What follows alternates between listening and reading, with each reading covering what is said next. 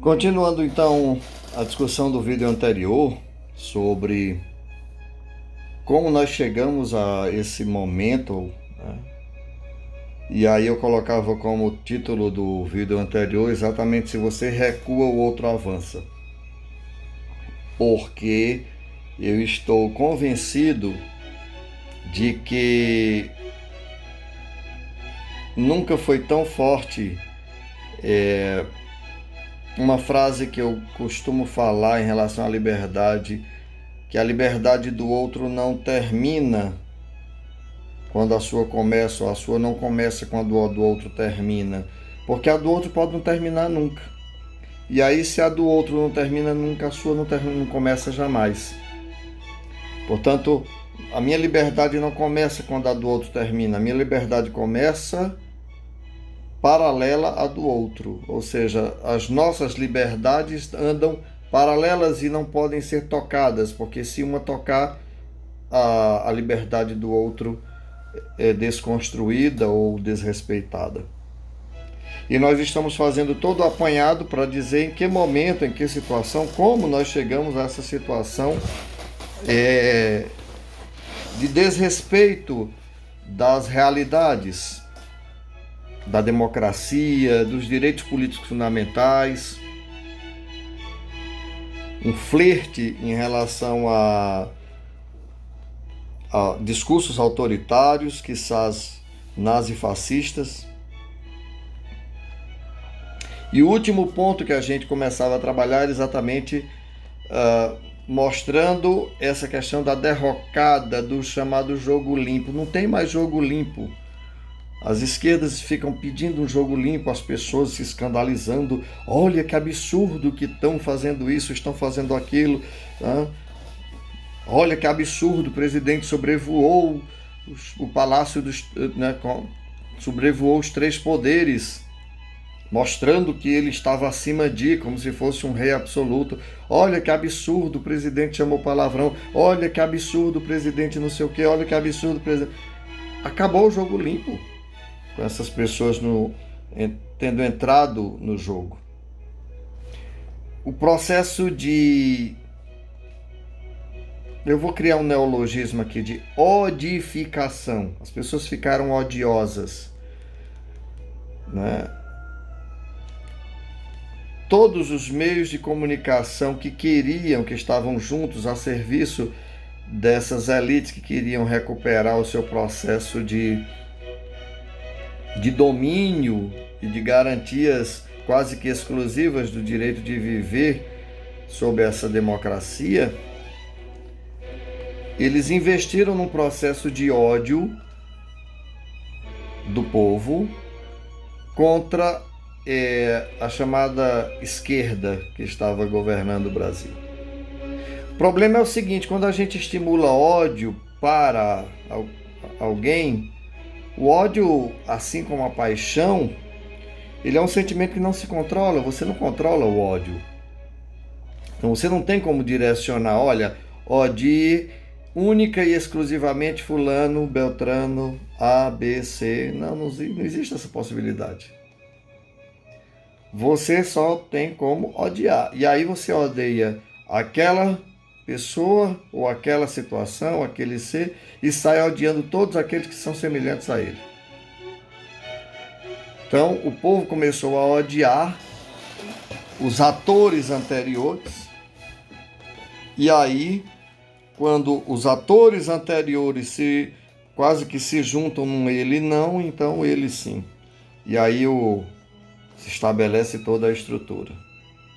Então, a derrocada do jogo limpo se dá pela entrada desses atores acostumados nas disputas em ambientes que eu chamo de inframorais, ou seja, estão abaixo da moralidade, onde imperam as leis criadas pelo estilo de fazer justiça com as próprias mãos, de não aceitar um não, de não se sentir acuado, de não ter ascendência moral, ou seja, ninguém manda acima deles. Esse estilo de ator que não tem nenhum critério de respeito mínimo pelos outros, esses atores começam a vir à tona. E aí nós temos uma estrutura totalmente desprovida de clareza, de lógica, de moral, de legalidade, total ausência de referências éticas. Nós temos uma situação onde o jogo é jogado da forma mais vil possível. Nunca você testemunhará, e aí nós vamos chegar um dia a fazer alguns vídeos analisando um livro que eu recomendo a leitura, chama As 48 Leis do Poder. Nós nunca vimos tanto aquele livro sendo praticado no dia a dia das pessoas que estão no governo. Não só no governo federal, mas nos governos de uma forma geral, nas várias instâncias do poder.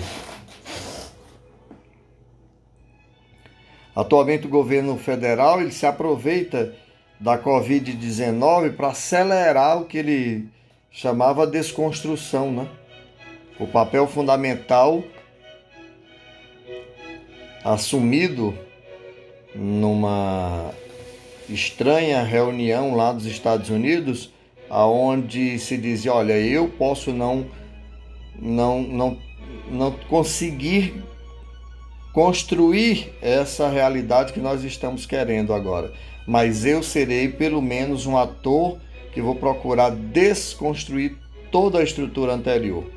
Então o papel do atual governo é desconstruir. E a Covid-19 vem exatamente acelerar a desconstrução de toda a ordem na qual o próprio governo federal obteve êxito, né? Ou seja, desconstruir a democracia na qual ele foi eleito. Paralelamente a isso, a esse avanço contra os demais atores que garantem o Estado Democrático de Direito, se dá também um estímulo a um séquito de seguidores, de certo modo adestrados, para somente ouvirem a voz e ao comando dos seus guias messias, guias pastores, donos praticamente de suas vidas. A desestabilização social, política, econômica, sanitária, no caso agora, humanitária, produz, junto com ações de armar os seus apoiadores, produzem tudo isso, produzem um ambiente quase que adequado, ideal, para que chegasse a uma espécie de golpe contra a ditadura, aliás, contra a democracia e a implantação da ditadura. Os apoiadores, os financiadores, os fundamentadores, então todos eles produzem um ambiente ideal para a destruição da democracia brasileira, que ainda que capenga, né? Ainda que burguesa, no sentido de que garante um jogo onde aqueles que já estão mais ou menos endinheirados, eles têm melhores condições de chegar lá. Quem dispõe de melhores condições de propaganda, de autofinanciamento, as pessoas poderão chegar lá de uma forma mais rápida. Ainda que seja uma democracia capenga, nós pelo menos temos essa democracia. Qual é o grande percalço, o motivo pelo qual muito provavelmente não vai haver o golpe, não tem condição de haver o golpe? E aí o maldito se torna bendito. O maldito coronavírus se torna a salvaguarda da nossa democracia. Ainda que ironicamente, que me doa muito isso, de dizer isso, como uma pessoa que está sentindo cada morte das pessoas no Brasil, cada desespero. Ironicamente, aquilo que cria, de certo modo, o espaço do caos é também aquela situação na qual nós temos minimamente garantida ou garantidas as condições da democracia. E sabe por quê? Porque não tem a menor condição de se administrarem os muitos corpos que ainda virão, os containers de corpos que ainda virão. Não há como um golpe, por mais que eles pudessem chamar agora também de revolução, não há como eles pegarem, sustentarem o golpe por muitos tempos, por muitos dias. Porque haveria, como haverá no Brasil, uma crise humanitária nos próximos dias. O número de mortos está crescendo bastante. Nós já estamos na grande e desgraçada final dessa disputa por quem vai ficar em primeiro lugar no número de infectados. Nós já estamos em segundo lugar. O número de mortos, já estamos em quarto. Já estamos nas semifinais malditas. E muito provavelmente chegaremos às finais.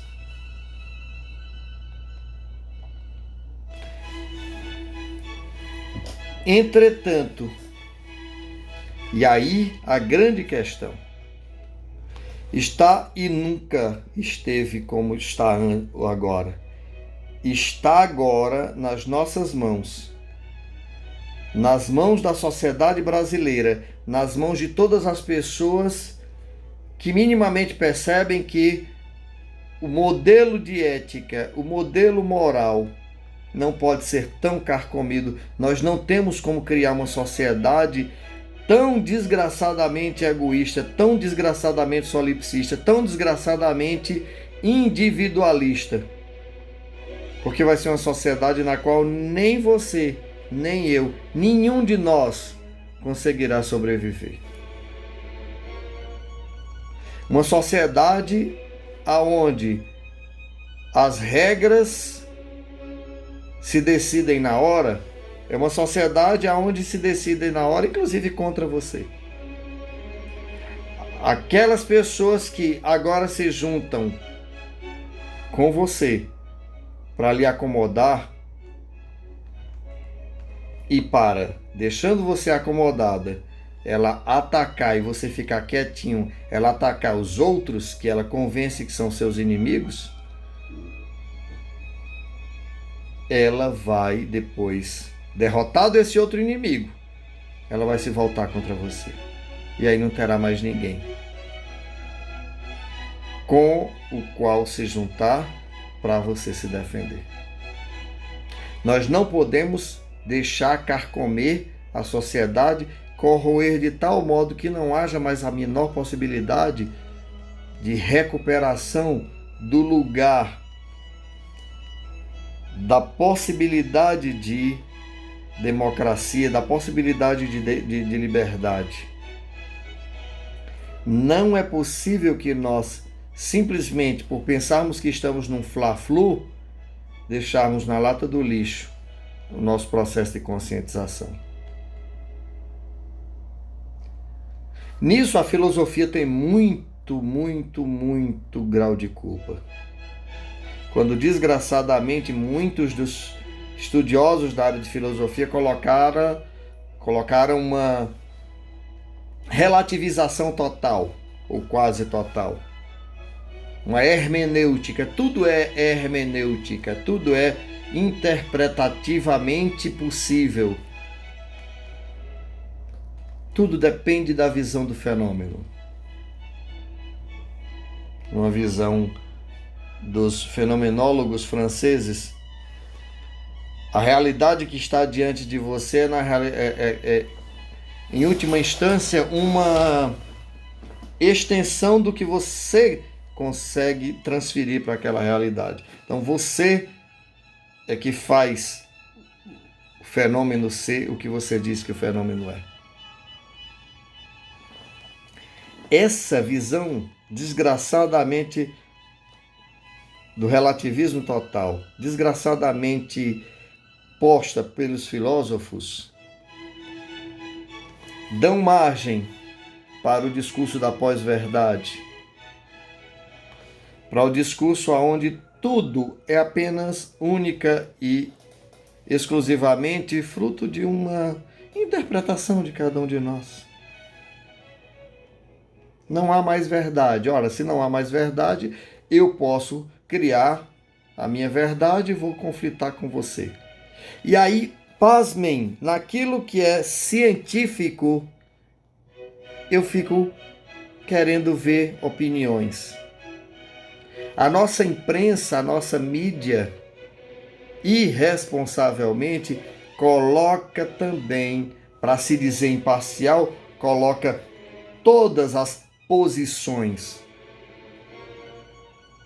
Mas entre o aumento absurdo do número de mortos e o combate ao vírus, à pandemia, não há um lado correto e um outro lado possivelmente correto. Só existe um lado correto. Pessoas efetivamente estão morrendo. O vírus mata. O vírus tem um poder de letalidade muito grande. O vírus tem um poder de espalhar-se absurdo. Não cabem opiniões. Em relação à democracia, não é apenas uma posição do A, do B, do C. Existem crimes sendo cometidos agora pela família que está no poder, quando eles já sinalizam para a possibilidade real de derrubada do poder dos outros dois poderes, ou pelo menos do poder judiciário. Não é questão de opinião mais. Não é questão de doxa. A gente precisa perceber que nem todos os argumentos são válidos.